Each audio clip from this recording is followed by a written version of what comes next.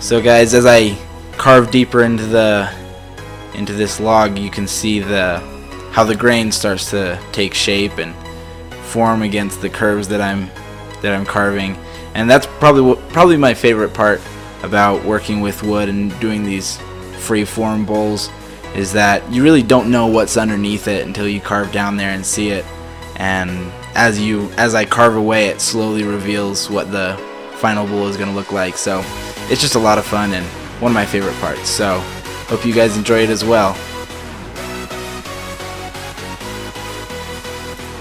And by the way, that the carving disc that I'm using is the Kutzall Superfine Shaping Disc, or shaping dish, I guess, whichever one you want to call it, but it does a really great job.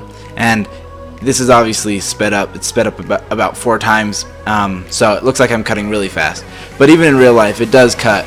It does cut pretty fast, and I really like it. At the end, it did get gunked up a bit before I could finish fully, but that's okay. I could just take a propane torch and burn out the wood that gets stuck inside it, and that doesn't hurt the disc at all. It's fine. There's just these metal carbide burrs that actually do the carving, and in between those they sometimes get filled up with wood.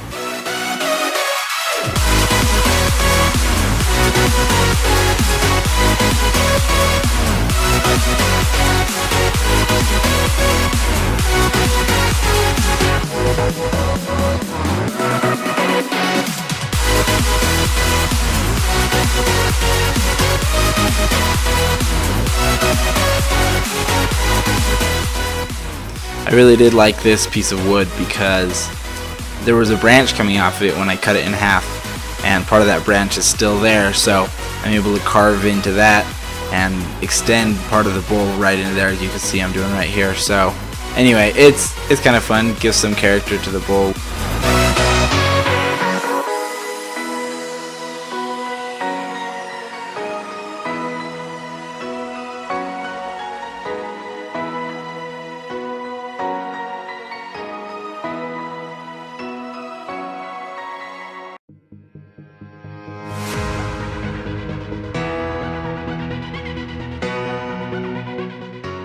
And then you'll see this is after I have waited a few weeks, let it dry, because it had just been rained on, so it was soaked with water. You can see that I just used a drill with a little 3-inch sanding pad on it, and I actually just cut up some normal sandpaper into 3-inch pads that I put on there. It works pretty well. I've worn it down enough that it's kind of convex curve so that it can get into the curves of my bowl. But even then I have to use the side. You can see I'm kind of using the side of the sanding pad to do the sanding.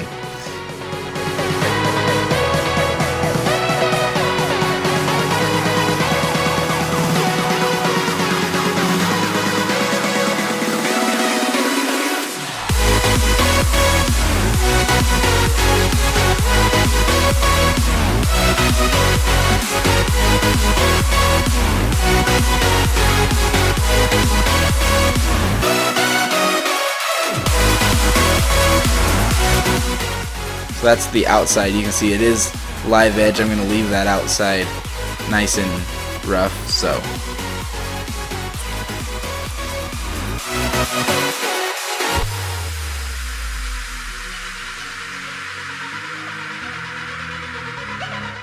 I did decide to use Danish oil on this today. Most bowls that I make, I like to keep them food safe or relatively food safe, just in case I may need to, may use it as a fruit bowl or put something in it that's edible. But this time I did just use run-of-the-mill Danish oil, because this is probably just going to be in the living room to put keys in or whatever knickknacks we have when we walk in the door. So anyway, yeah, this bowl is actually for my wife, and so she's been waiting for me to finally finish it. So decided to finish it for her and get this video up. So hopefully you can enjoy it. And yeah, that outside got really dark once I finished it, but it's lightened up a little bit since then as most of the finish is penetrated in.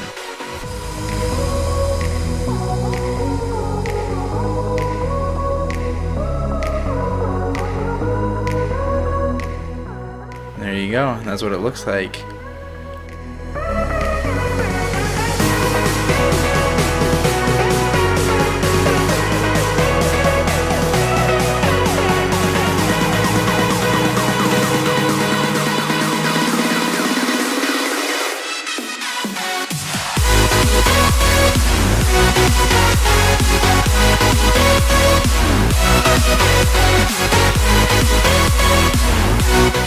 Well guys, there you go. If you have any questions or anything, just comment below.